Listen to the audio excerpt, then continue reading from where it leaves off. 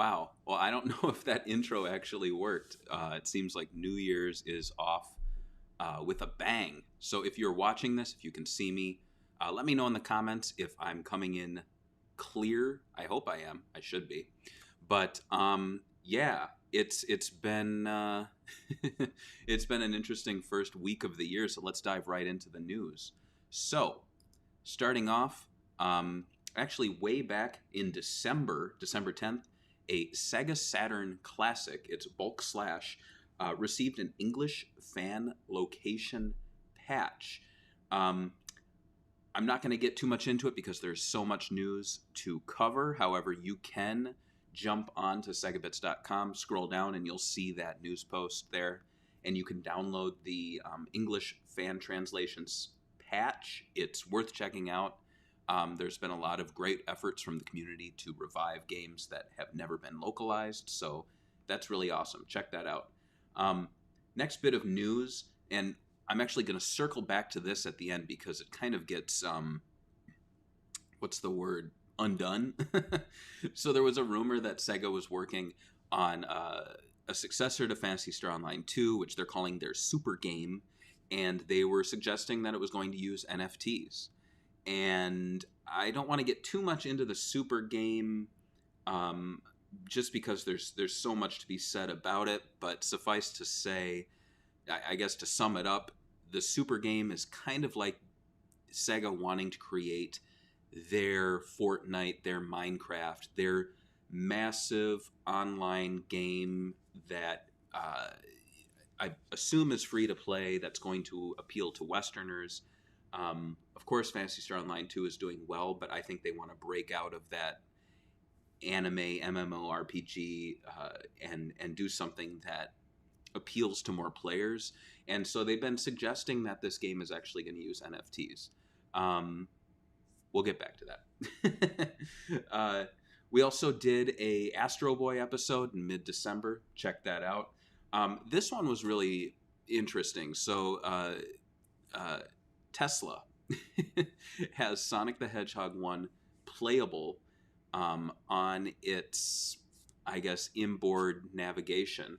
And soon after that was announced, it was kind of backtracked, and they said, oh, you can only play it when the car is parked, because there was a lot of backlash to drivers playing it. I mean, it says passengers can play it, but, you know, I drive a car that has a little screen display, and it says, oh, as the driver, you shouldn't be touching this screen. Only the passenger should. And I'm sitting alone in the car. I'm still pressing the buttons. It's not stopping me. So there's absolutely nothing stopping people from playing Sonic the Hedgehog on their Tesla car while they're driving. So they kind of walked that back, and it's still a concept. It's still something you can do, but you can only do it while the car is parked. But, I mean, as far as, like, things that can play Sonic the Hedgehog, I think I think this kind of takes the cake.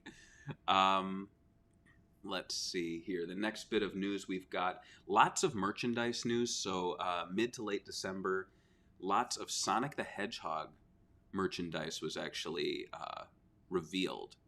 So what we've got here is we've got Discotech announcing Adventures of Sonic the Hedgehog on SD on Blu-ray. So what that means is rather than having like 6 DVDs, you are going to have 2 Blu-ray discs that contains the entirety of the series. Now, right now, the series exists on a few home releases.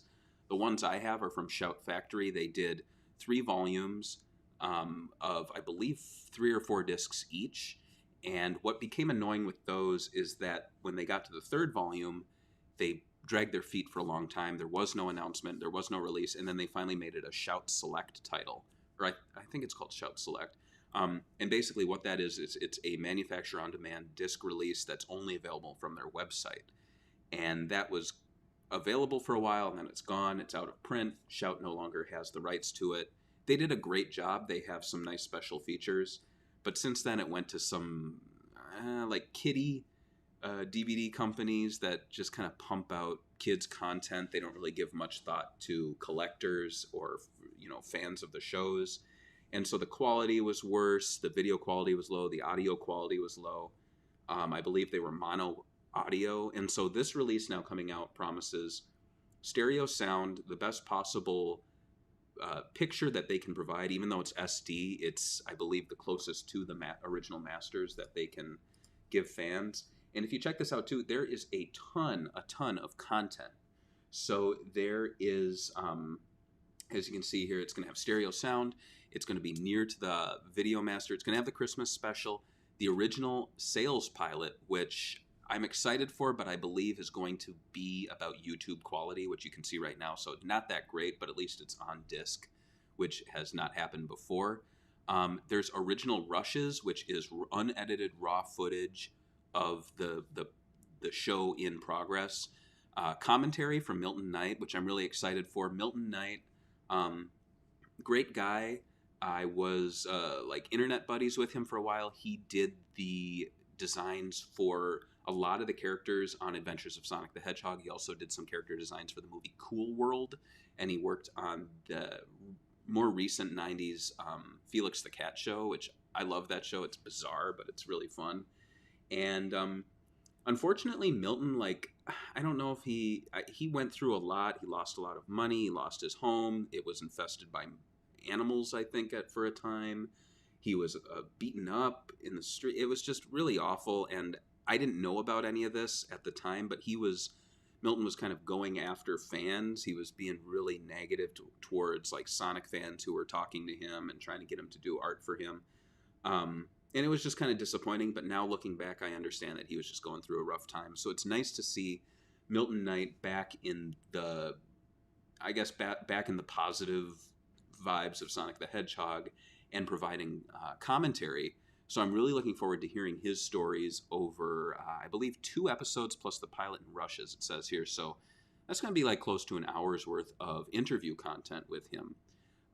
What's going to be lacking from this release are the drawing lessons he did for the Shout releases, where he drew, I believe, Sonic, Tails, and I think Robotnik. I'm really looking forward to the commercial bumpers. I have not seen those in a long time, and apparently they re-edited the commercial bumpers using the pre-existing footage, so it's almost like a recreation, but it's all the same footage, edited exactly. Syndication commercials, again, you know, it's going to have that cool, I think, editing technique applied, so it's going to look fresh and new, even though it's something you probably saw grainy on your TV as a kid. Art gallery with rare production art, and then new packaging from John Persona Kim, who's a Twitter buddy of ours, Chris Black Flores, and Brady Hartel. And then closed captions, which is great because a lot of these releases lack closed captions. So you can see here, let me see, I don't know if I can show you this. All right, there we go. You can see here, these are like the commercial bumpers that they would show. This one's really exciting, so check this out. This is a painting that Milton Knight was selling on his website. Now I'm going to disappear from my little bubble, so I'll be right back. But what's really cool is he had a limited run of paintings, I think maybe 4 or 5, and I'll switch to my main screen here. But you can see I actually own, let me see if you can see it, one in the series. So there's this one, and then there is the one that you can see on their website here. And then there is another one where he's like doing a twister, and you can see he's like trying to look at his ass, I guess. And Aaron, Animated AF, aka Aaron Foster, aka the Gaga Man, formerly the Gaga Man. He's got like 10 names. He owns one too. So I think this is the one that like kind of went unsold for a while. But I reached out to Discotech. I said, can I provide this? And they were obviously too late to provide it. So I'm going to do a scan of this today. I'm going to send it over to Discotech, and I will let them exclusively post a high-res scan of this. But it's just such a cool painting. You can't really see it here. Well, yeah, you can kind of see it. Like, see the brush strokes there. He uses like a metallic gold paint on him, and there's just, it's a really cool, this is my personal favorite one of all of them. But yeah, it's really cool that they're providing that, but not complete, because as you can see, I've got one of them. There's also some Sonic merch news coming up. Let me see if we're going to get to that one next.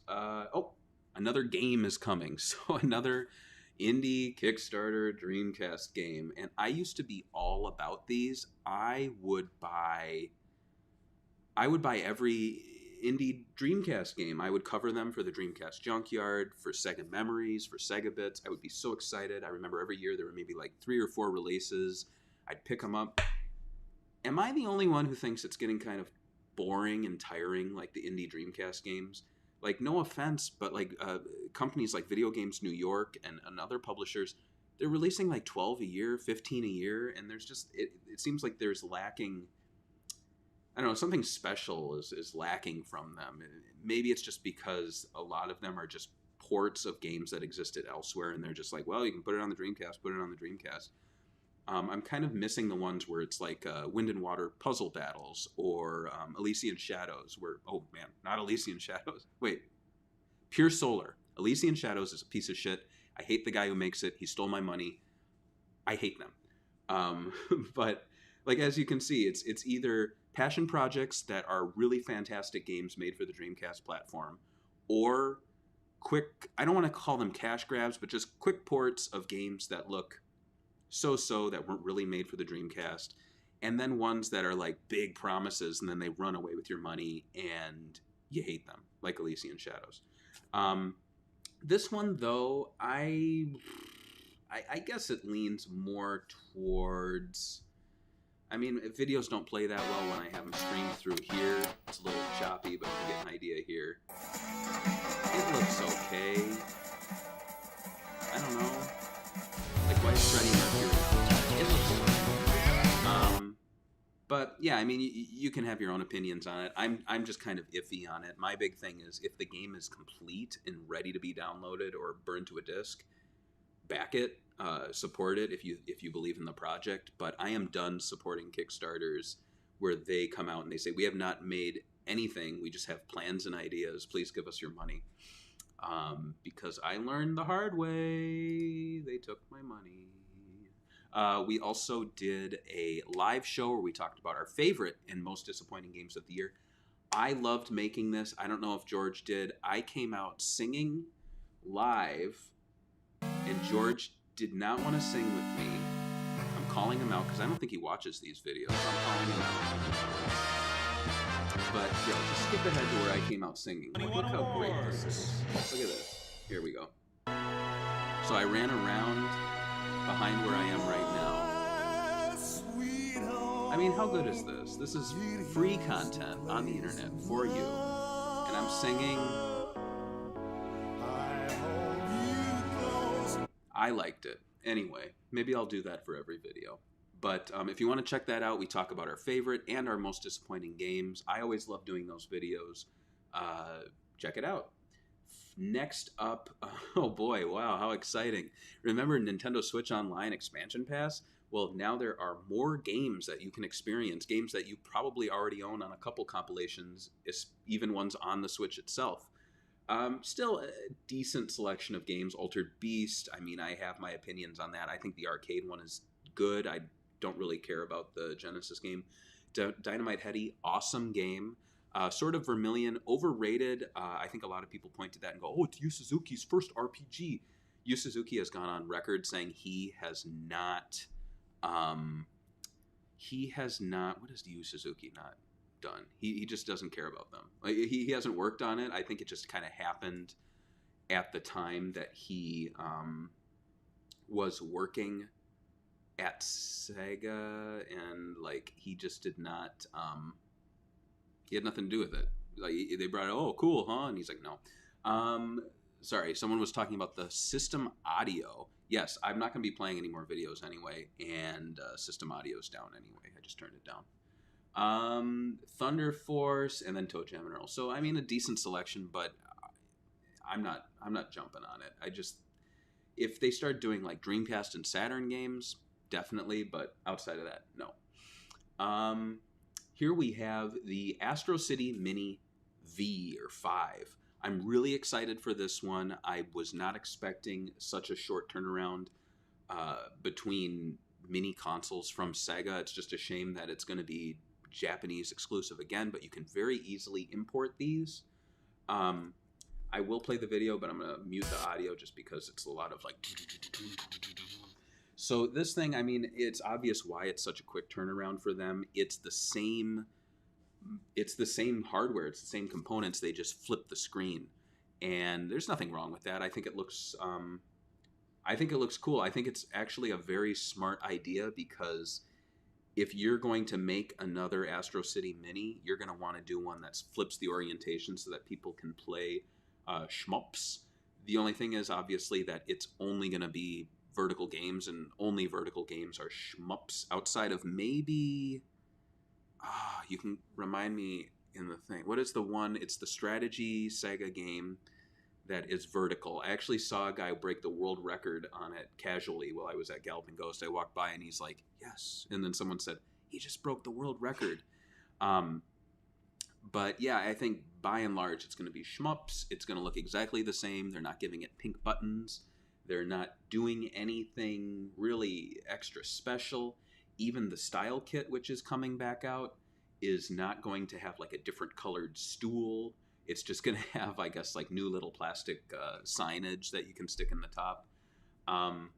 Still, I went for it. I ordered it. The thing is, though, and let's check out the official site here real quick. What annoyed me was that the orders, when they went up, they were only for the Sega Toys shop. And then all of a sudden, all these other ones cropped up, but they weren't, like, Amazon Japan apparently sold out very quickly. So I jumped actually onto the EB10 one, and then Amazon Japan went back in stock. So yeah, I mean, I guess you gotta wait until the easiest ones appear back in stock. These things are actually not selling out as fast as I thought they were. Still, it looks cool. I'm looking forward to picking it up. Here's the style kit that's going to be available at most shops, and then here's the other like super deluxe kit that's only at the Sega Toys shop, and it just has a soundtrack and a shirt. That's pretty much the only big addition. This thing's weird. It's like a little display of an arcade, I guess, that it like sits in. I don't really know why you'd need to like feel like you're playing inside a tiny little arcade box, but whatever. I mean, overall it looks pretty cool. I'm picking it up. I will definitely do an unboxing and review and everything. Another bit of merch that dropped before Christmas, at least an announcement of it, was the Hori Switch Split Pad Pro. I always stumble when I say that. And what's interesting is this is coming right after Christmas. Like, they couldn't get it just a week early, and you can actually pre-order it now. So let's just take a quick peek and see if it's actually available. Oh, look, so it jumped. So now it's available February 22nd, 2022. So it looks like they changed the release date. Still, these things have very positive reviews in the past, so I'm looking forward to picking it up. I think the design of it's all right. I think it's a little strange that, like, I guess you can see Sonic's running and like the swoops go this way, but why is there like a white Sonic and then like the blue Sonic? I kind of wish they maybe did like Classic Modern, or maybe Sonic and Tails or Sonic and Knuckles, like mixed it up. But I'm looking forward to it. I like all of the Sega branded Switch accessories. I think the last one I picked up was a 3DS like carrying case that came with a little holder. So looking forward to that. Another piece of merch that was announced. This is weird. So it's basically a double dip or a triple dip, however you consider the releases of Sonic on 4K. But there was the standard release, there was the Steelbook release, and now there is the bonus stage edition. And what this includes is a comic book, which was previously released as, I believe, a pack-in at certain stores with the movie itself. Mini posters, which were also a pack-in at some point at different stores. I believe they're two-sided. Otherwise, it would be very strange to just get a Maddie poster and not like Tom. A card. I don't know what this card is. It's just like a plastic card.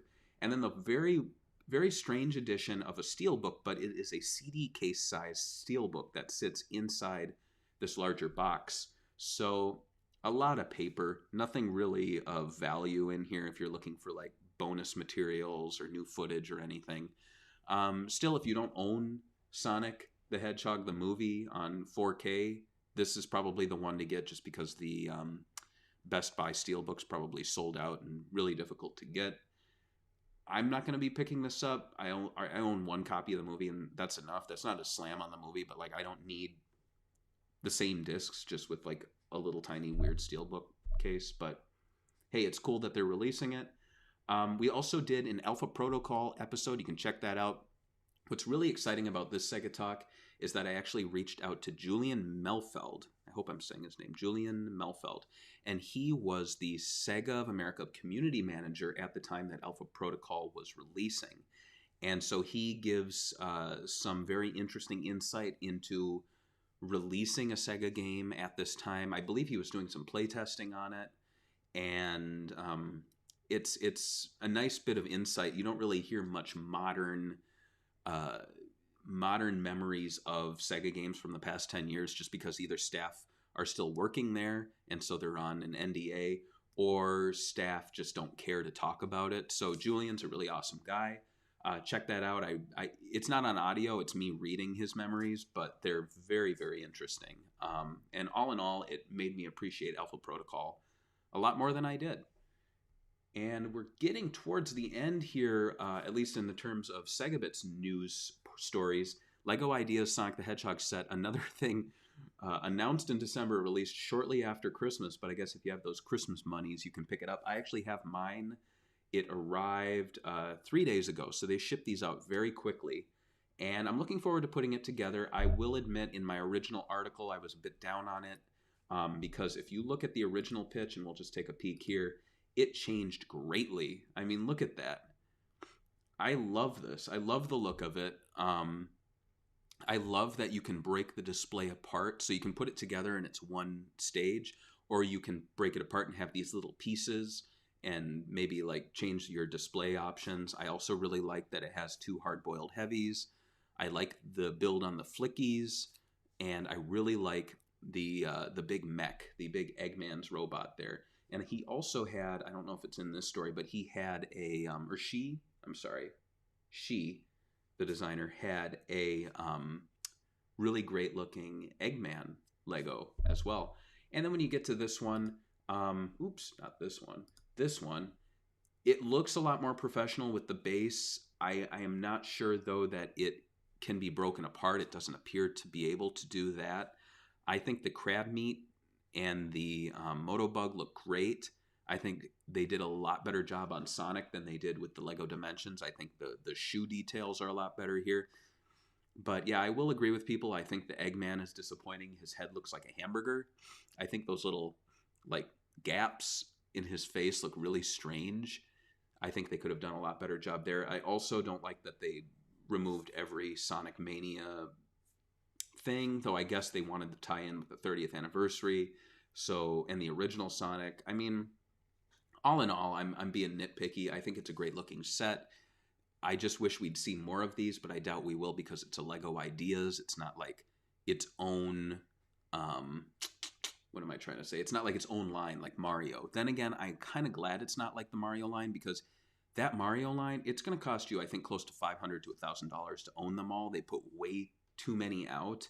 And, you know, I'm not a huge Lego guy, but I'm a big Sonic guy. And if they're doing like a classic Sonic Lego set and they're releasing tons of them, I don't want that, because I'm going to buy them all and I don't have room for them and I'm going to hate myself. So thank you, Lego Ideas, for limiting it to this one set.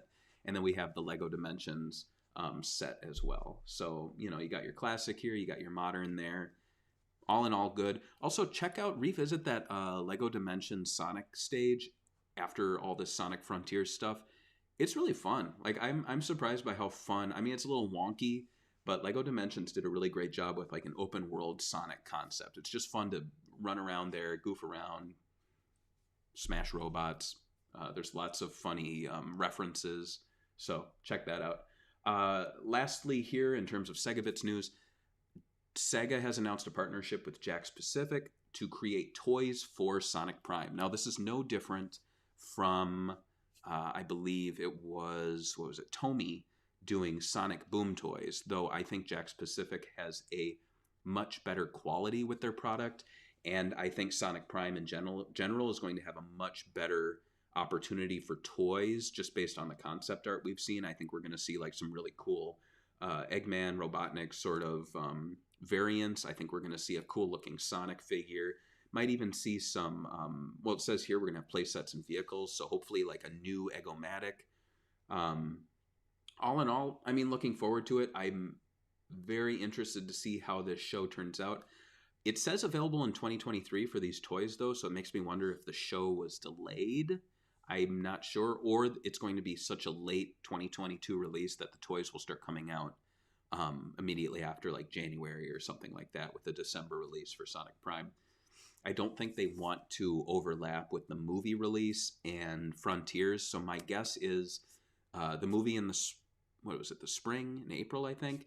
The game's probably going to release in September, October, November, and then I think Sonic Prime in December. That's my estimate. We have a comment here. It says, were the instructions for the concept set released? It would be fairly feasible for anyone to assemble the original design in that case. I'm not sure if they were. I also have to wonder if the original had... Like let's actually check it out. We're on the internet. We can do what we want. We're adults. What is this piece? Like, I'm not a Lego expert. Like, look at this. You see that? Like, what is that? It looks, I mean, that's obviously like a custom print on his nose. So this is something. You could probably find that piece. But yeah. I mean, I don't know. I think they did a subpar job on Eggman's face. I totally agree. I just think it looks weird on the final one. Last bits of news I wanted to cover because it's actually in the title of this video, so I'd be foolish to ignore it. This was some recent news, actually. SEGA has promised to avoid NFTs if gamers thinks it's a money-making scheme. This goes along with a lot of decisions SEGA has made where they don't announce something, but then they announce. What am I trying to say?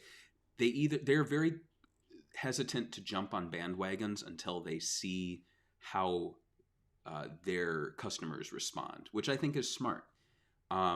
And I think with the NFT thing, it slipped in some early internal documents. It got out there. I don't think SEGA really made any major announcements with NFTs like other companies have. And so, me personally, I don't care about NFTs. That doesn't say I support them, but they don't occupy space in my mind. Like, I don't worry about them, but I don't care about them. They're like TikTok. Like, I'm not on TikTok. I don't use TikTok. I don't watch TikTok. So TikTok's not in my life. Same with NFTs, you know. Still, I think I think it's stupid. I think it's smart, though, of SEGA to avoid them. So here's what they had to say. They said, in terms of NFT, we would like to try out various experiments, and we have already started many different studies and considerations, but nothing is decided at this point regarding P2E, play to earn, I believe. There have been many announcements about this already, including at overseas, but there are users who show negative reactions at this point. We need to carefully assess many things, such as how we can mitigate the negative elements, how much we can introduce this with the Japanese regulation, and what will be accepted and what will not be by users. So at this point, it seems like he's not outright saying no, but it also seems like he's making it clear that they're not like all in on the NFTs. They just don't want to, I don't think they want to anger investors and say like outright no. But here at the end, he does say, then we will consider this further if it leads to our mission, constantly creating, forever captivating. But if it is perceived as simple money-making, I would like to make a decision not to proceed. So there you have it. He says, if this is perceived as just a money-making scheme, he doesn't want to proceed. That's all well and good. To be quite honest, they do. I wouldn't want to say like, I'm not smart. You know, I'm not some like techie webhead who's like, oh yeah, let me talk about the blockchain. I don't know how it works. I don't know how the computers work. Like, what is happening right now?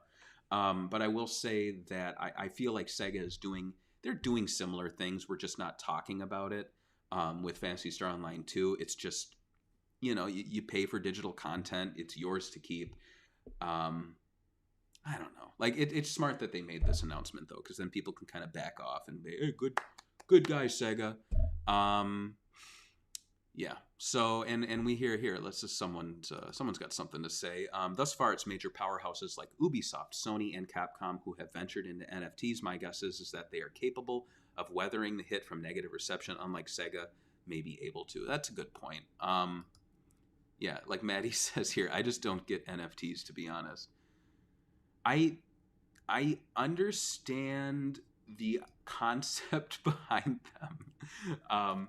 And when it comes to video games, I definitely do, because when people go, oh, Fantasy Star Online 2 NFT, like if you just put those words together, I go, oh, okay, you are making the in-game items unique to the players and giving them an extra level of importance and protection so that there can only be so many like spread needles.